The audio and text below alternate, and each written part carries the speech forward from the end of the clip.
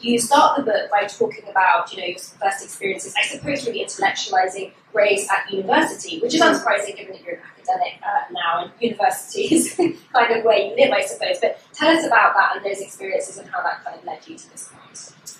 So I went to university. This is really awful because I'm having all these moments of I won't say exactly when it was. But let's just say no one needs to guess. No one's researching when you went to university. Well, just kind of early 90s. A year ago, 2 years ago, something like that. Bless you, Ellie. Slightly longer than that. But it was early 90s, okay? We'll keep it just there.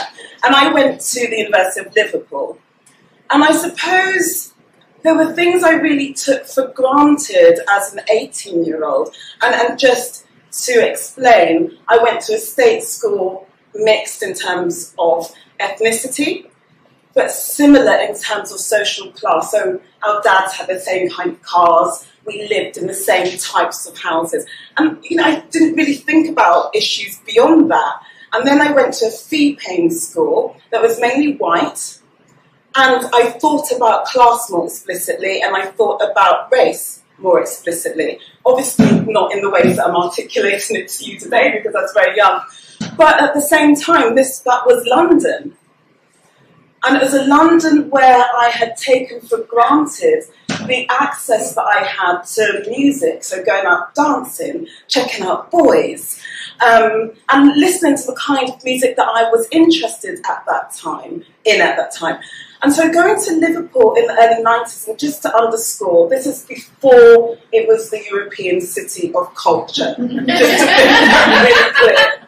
And so there was a sense of lack of investment. It was quite barren. There were some beautiful houses, but they were boarded, like in Topstead, for example, but they were boarded up. And so that was a bit of a shock to my 18-year-old self.